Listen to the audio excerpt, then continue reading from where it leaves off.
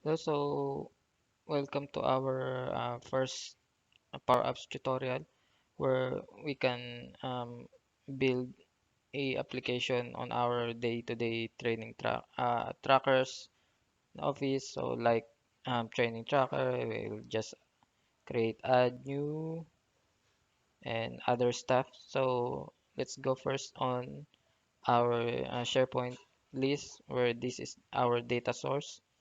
So, just go to make.powerapps.com, powerapps.com.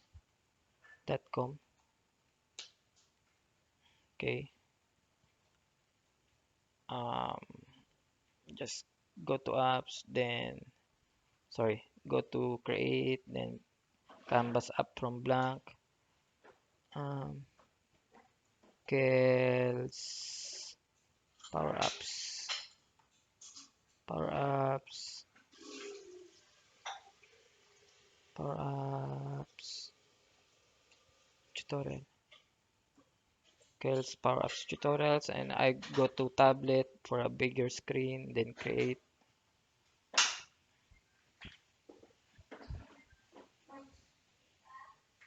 Okay, so first I will connect our data source.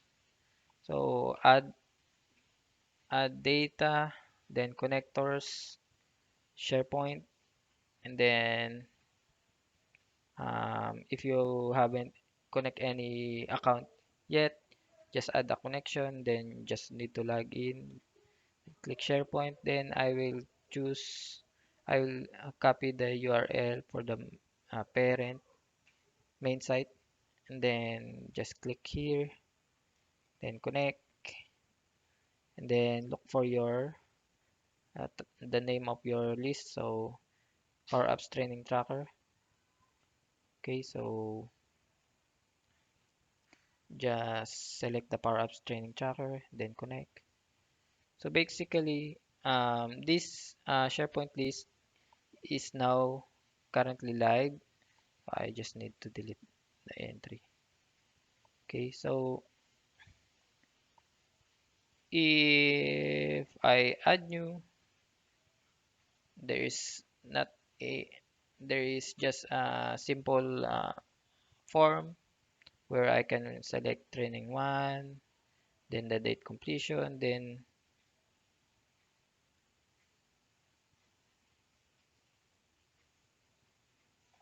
why then um,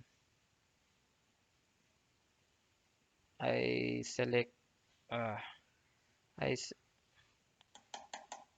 I select status completed, if not completed exempted, but I need to uh,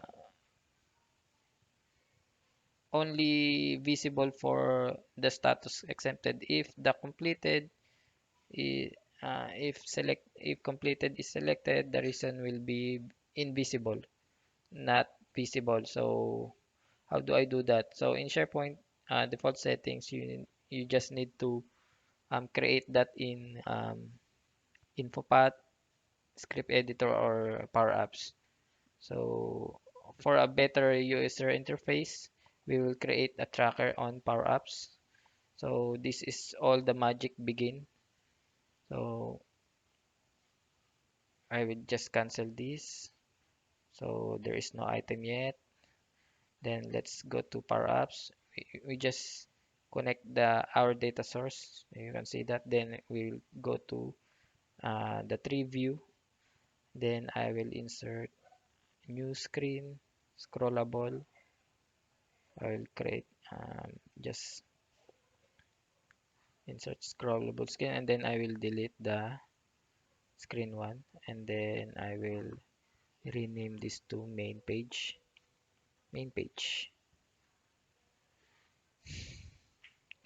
Okay, so I will not discuss every detail on the settings here and Power Apps. Just familiarize when you are doing on your own.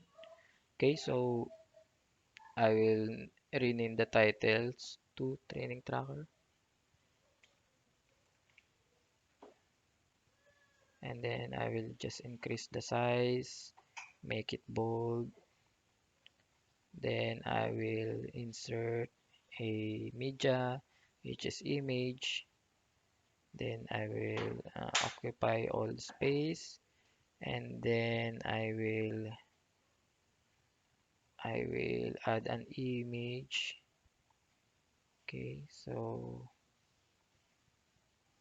I will select this,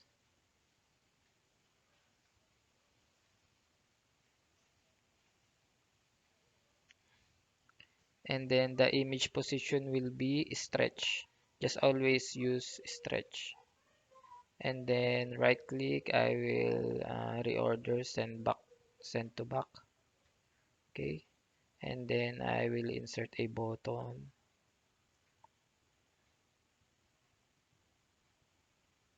for for buttons.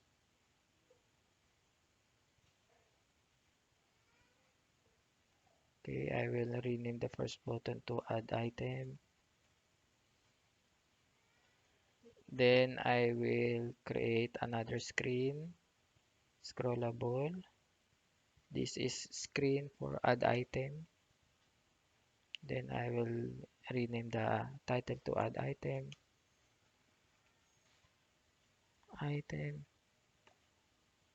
Then I will change size to 35, then bold.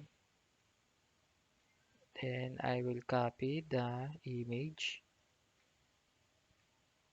then reorder, send back, and then make sure to select first the screen, and then insert a forms, edit form, just a little. And then the data source will be the Power Apps training tracker in SharePoint. Okay. And then I will choose one column only, and then horizontal layout. Okay. And then I will color it white, so to be able to um, uh, make visible the title. And then I will create. Oh, so the attachment, so I don't need the attachment. You can just delete that attachment, and then resize again. Okay, and then I will insert a button to submit.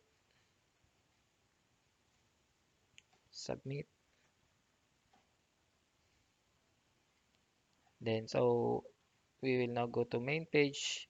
So basically, if I click the add item, it will redirect us to the screen 2. So I will need to copy the, okay. So let's go to main page, click the add item button on the on select property. Just type this formula, reset form 1, which is our form 1 on add item. This is the form 1 we created. This is the form 1. And then on the main page, add item. So reset form 1, then new form 1. This is important, so don't forget this code. And then navigate to add item. Add item screen. So this is the add item screen. And then there is a transition that fade, the effects when transitioning. And then just play. And then when we click the add item, it will now redirect us to screen 2. Then I will input a code in submit. On select, just type submit form, and then form 1. Okay, form 1, which is this form 1. So let's play. Let's go to main page first, add item, and then we will choose here. Okay, so the reason will be invisible if completed. If exempted, that is the only way the reason will be visible. So we will validate that later. So let's test first our submit. Then, so if we select the submit, we need to close the form and redirect it to the main page. So for now, let's just test the submit if it's working. So let's go to data source, then refresh. It's now working. So I will I will add another code for our form. Okay, so in add item screen, I will choose the form one, and then let's go to on success property, and then just type notify new training has been submitted, notification type that success, navigate to main page. Okay, which is this is the main page, and then screen starts transition that fade. Okay, so let's try first. Play, add item, training one. Okay, completed, then submit. It will redirect to main page, and there is a notification. Okay, let's. Okay, it's working, and then there is a validation for our reason. So let's go to the status field and then the data card, which is this field. Just copy the name, data card value 3, and then select the whole reason, select the whole field, and then go to visible property, and then type if data card value 3, which is the status that selected, that value is equals to exempted, then true. If not, false. Then close. So let's try. Um, if we select completed, there is no reason. If we select exempted, it will now show the reason. Okay, that's the validation, simple validation. And then we submit. Now we have the reason BL. Okay, it's now working. Okay, that's it for the our lesson one on creating your very first Power Apps application tracker.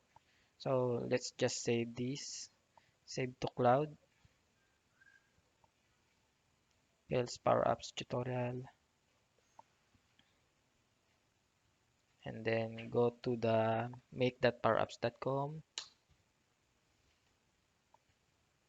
and click apps, and then there it is. That then click that.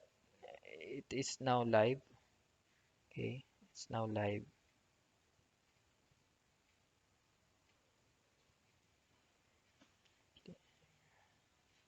Accepted, then BL, then submit. Okay, so if you want to share it to your team, just click the three dots, then share. Just type the distro or the email of your who do you want to share it with, and then there is a notification. If you don't want a notification, that just uncheck this. Okay, so that's it. Thank you for watching. See you on our next video tutorial. Thank you. Bye bye.